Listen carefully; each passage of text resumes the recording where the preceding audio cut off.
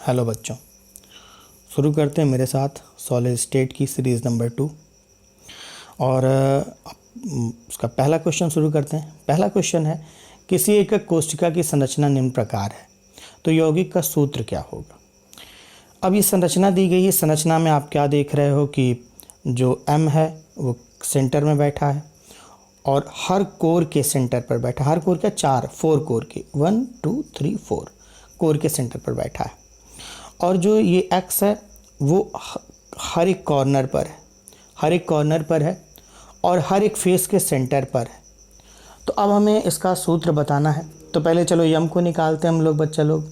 तो यम को निकालने के लिए क्या करेंगे, सबसे पहले ध्यान दीजिएगा, यम इक्वल, तो ये कहाँ है, कोर पर है और 4 कोर के सेंटर पर है। तो हम लिखेंगे 1/4 × 4 लिखेंगे और एक बीचों बीच बैठा है तो +1 लिखे, ये कैंसिल हुआ और ये आ गया 1 + 1 2 आया, यम 2 आ गया।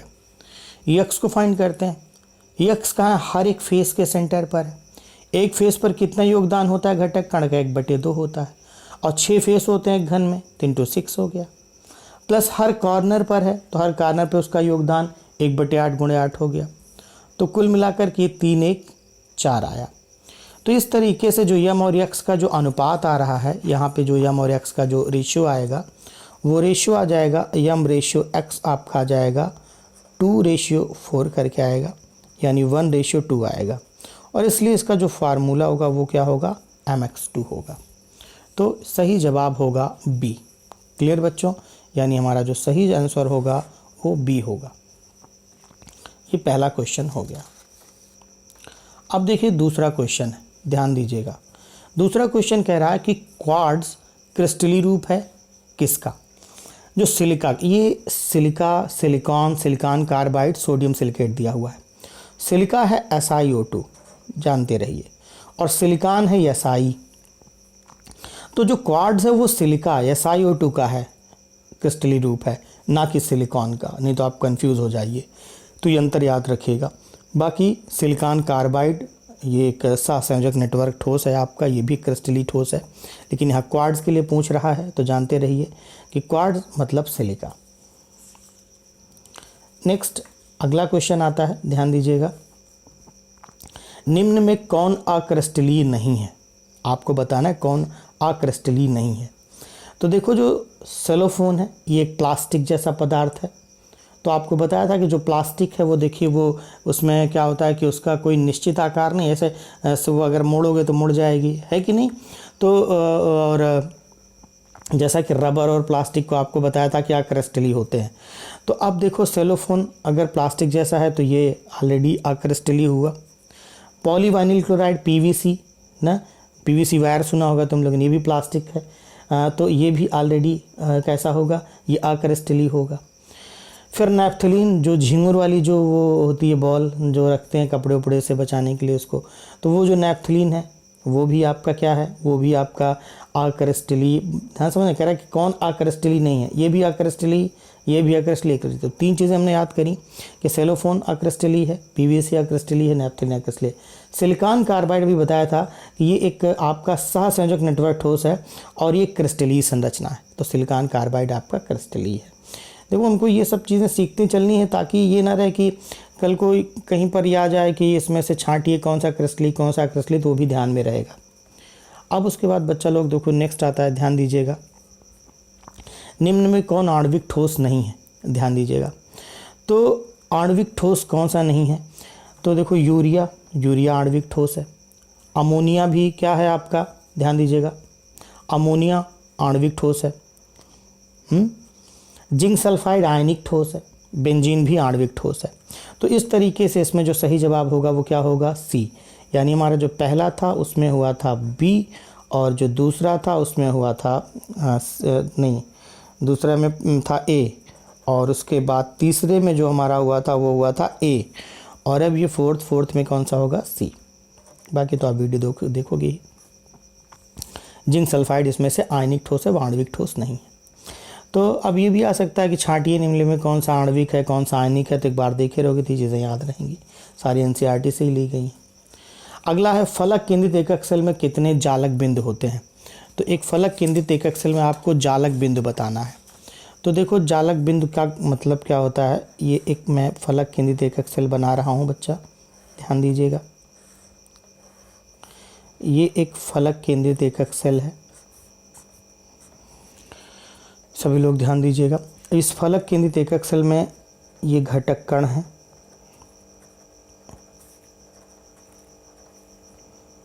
ये घटक कण है।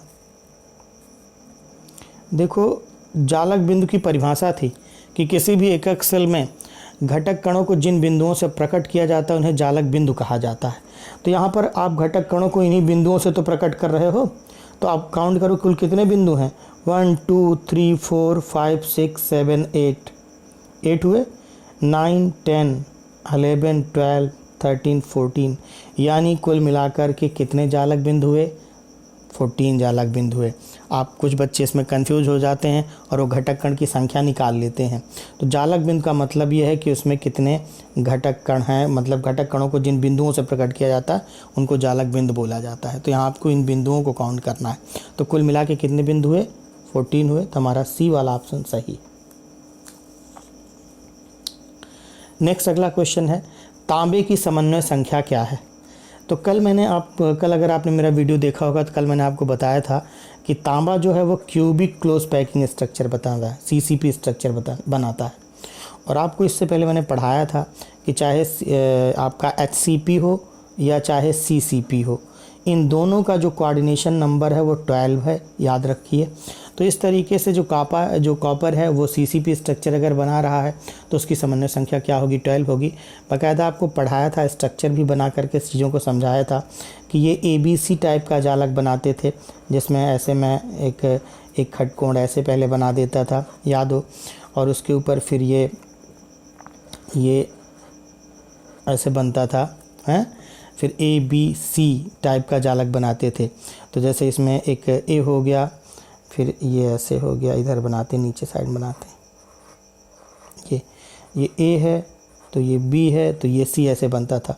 अब ये वाला जो गोला होता था, ये जिसको मैं डार्क कर दिया हूँ, ये बीच वाला गोला, ये वाला, अब ये वाला गोला 6 को तो टच कर रहा है, 3 ऊपर को भी टच कर रहा है, 3 नीचे को भी टच कर रहा है, यानी इन 3 को टच कर रहा है, इन 3 को टच कर रहा है। तो कुल मिला के इसकी समन्वय संख्या कितनी हो गई, 12 हो गई।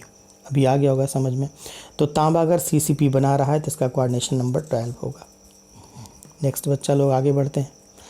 कह रहा है कि एक द्विआधारी ठोस, एक बाइनरी, द्विआधारी का मतलब बाइनरी ठोस में सेंधा नमक की संरचना है। मतलब बाइनरी है मतलब वो कोई AB टाइप का कंपाउंड है ना, बाइनरी का मतलब जैसे यहाँ लिख देता हूँ, तो द्विआधारी ठोस है वो एक AB टाइप का कंपाउंड है।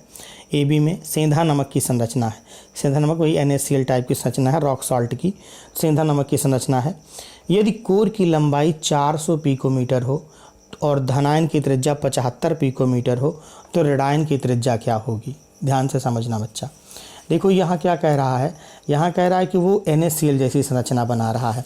तो यहाँ पे मैं आपको समझाता हूँ, ध्यान दीजिएगा। एक NaCl जैसे स्ट्रक्चर की बात पहले आपको समझा दूँ कि NaCl का स्ट्रक्चर एक्चुअल में उसमें होता क्या है, कैसे ये चीज़ सॉल्व होगी। अब देखो ये मैं एक NaCl का स्ट्रक्चर बना रहा हूँ ताकि आपका कोई कॉन्सेप्ट जो है वो अधूरा ना रहे, आप चीज़ों को अच्छे से समझें, थोड़ा टाइम लग जाए भले। अब देखिए ये मैं एक स्ट्रक्चर बना रहा हूँ NaCl का, ठीक है।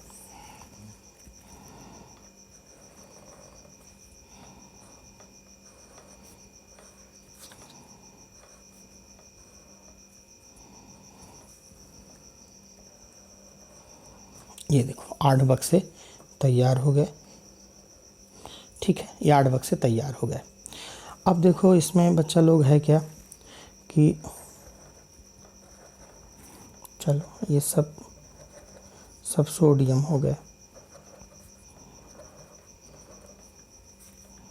ठीक है।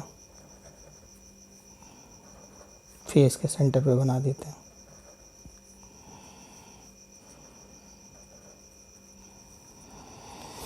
अप डाउन, ये आगे पीछे सब बन गया। अब इसके बाद क्लोराइड को बना देते हैं।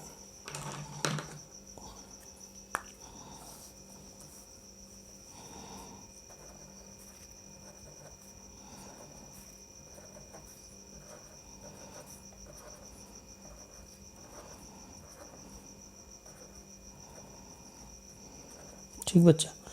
अब यहाँ पे कह रहा है कि एक द्विआधारी ठोस है AB में सेंधा नमक की संरचना है। यदि कोर की लंबाई 400 पिकोमीटर हो और धनायन की त्रिज्या 75 पिकोमीटर हो तो ऋणायन की त्रिज्या क्या होगी।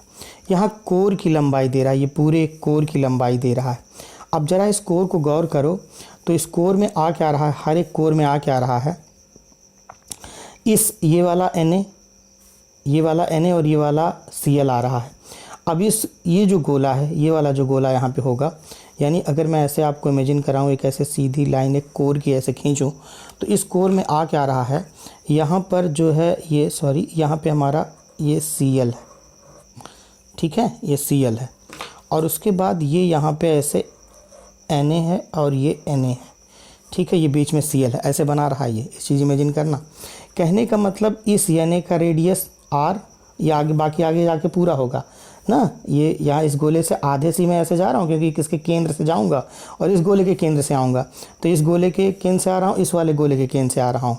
ये अच्छा चलो बना ही देता हूँ। चलो ये कौन है, ये Na+ है, ये कौन है, ये Na+ है, और ये बीच में कौन है, Cl है। अब इनका R, ये इनका R, ये आपका R+, ये आपका R+, समझ में आ रहा है ना। और ये देखो ये बीच में हमारे कौन है, Cl- है ये, तो इनका R-, इनका R- एंड R-। तो इस तरह जो ये पूरी कोर है, ये पूरी कोर एक तरीके से है क्या, ये पूरी कोर है 2R+ एंड 2R-। अभी मेरी बात समझ में आ गई होगी। यानी ये पूरा कोर आपका है 2R+ और 2R-, और ये बराबर कितने के है, 400 पिकोमीटर, यही तो कह रहा है। और इसमें से आपको धनायन की त्रिज्या दी गई है 75 पिकोमीटर, R+ दिया है, तो 2 गुणे ये क्या हो जाएगा, 75 हो जाएगा, प्लस 2R- इक्वली हो जाएगा 400। अब ये 75 दूना 150 हो जाएगा और 2R- इक्वल हो जाएगा 400 माइनस ये 150। तो 400 में से तुम 150 निकाल दोगे तो 250 250 आएगा। तो R- इक्वल हो जाएगा, दिख रहा है, 250/2 आ गया 125 पिकोमीटर, यानी सही जवाब होगा B। तो समझ में आ गया होगा भैया, हाँ सभी को, गोलू मोलू सबको आए ना समझ में। ये हो गया क्वेश्चन नंबर 7। अब देखो नेक्स्ट आता है भैया, लोग अच्छे से समझो, क्वेश्चन नंबर 8 है। अब इस 8वें क्वेश्चन में क्या कह रहा है, कह रहा है कि एक तत्व के यौगिक में तत्व, एक दूसरा पेज ले लेते हैं, ठीक, कह रहा है कि एक तत्व के यौगिक में तत्व A के परमाणु CCP जालक बनाते हैं। कैसा बनाते हैं, CCP जालक बनाते हैं, तथा तत्व के X चतुष्फल की रिक्तियों का 2/3 भाग घेरता है, तो यौगिक का सूत्र क्या होगा। तो ये CCP संरचना बना रहा है, क्यूबिक क्लोज पैकिंग, ठीक।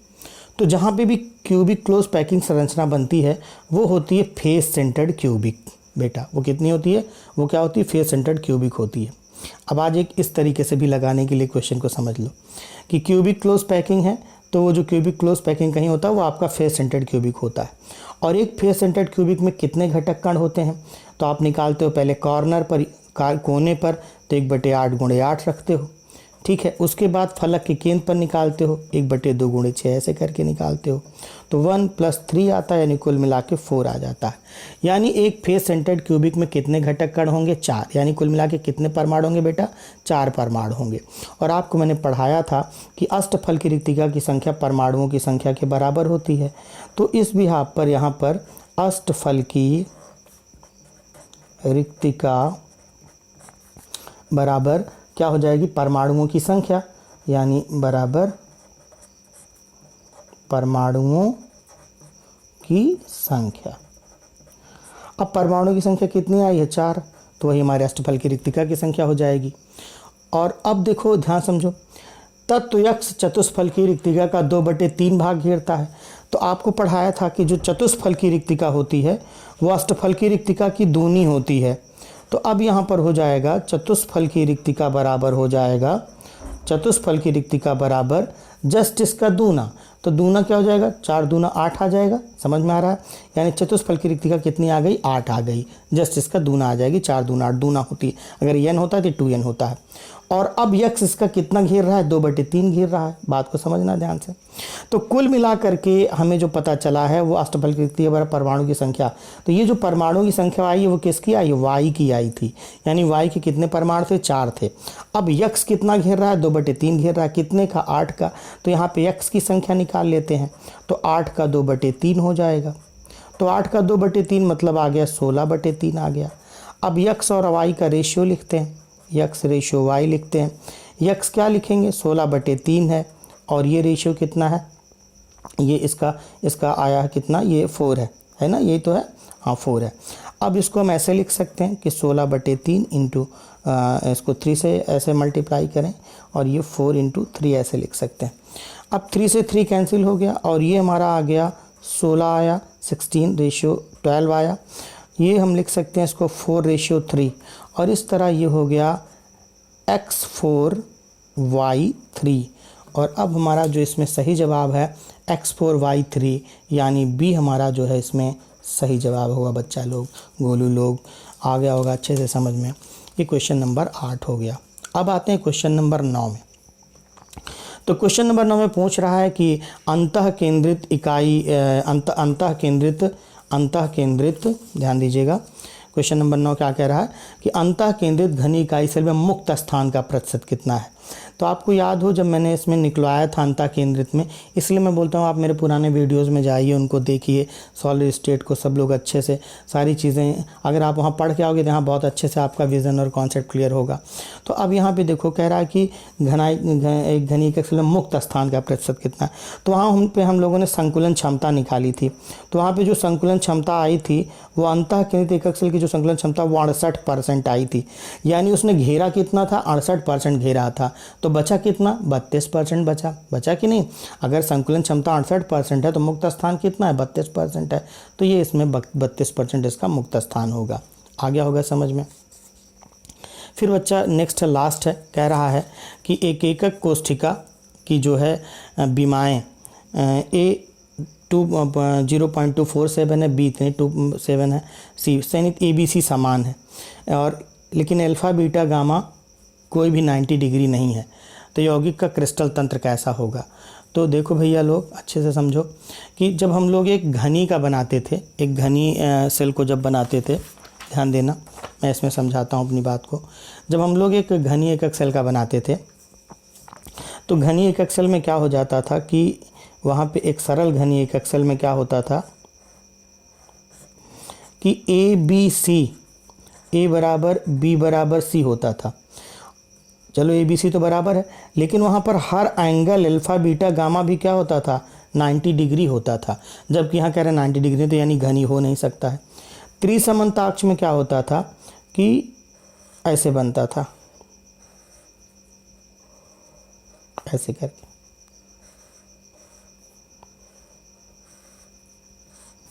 ऐसे। अब यहाँ पे ABC सब बराबर है, यहाँ पे भी, यहाँ क्या है, यहाँ A = B बराबर C होता था। लेकिन अल्फ़ा = बीटा = गामा कोई भी 90 डिग्री नहीं है। देख रहे हो, कोई भी इसमें से 90 डिग्री नहीं है। तो ये त्रिसमांताक्षी होगा। क्योंकि तृणताक्ष में क्या हो जाता था कि तृणताक्ष में ABC ही बराबर नहीं होता, ऐसे होता है, ऐसे। अब यहाँ पे एंगल तो कोई नहीं है, लेकिन ये कोई भी बराबर नहीं होता है। आ गया होगा समझ में। तो ये इसमें सही जवाब त्रिसमांताक्ष होगा। द्विसमलंबाक्ष में क्या होता था, द्विसमलंबाक्ष में ऐसे बनता था,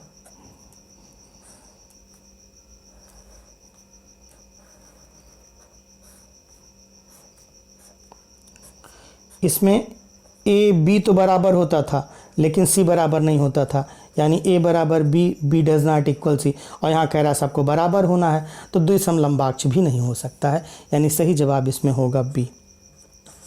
तो आज की सीरीज़ पूरी हुई। ईमानदारी से पढ़िए, मेहनत करिए।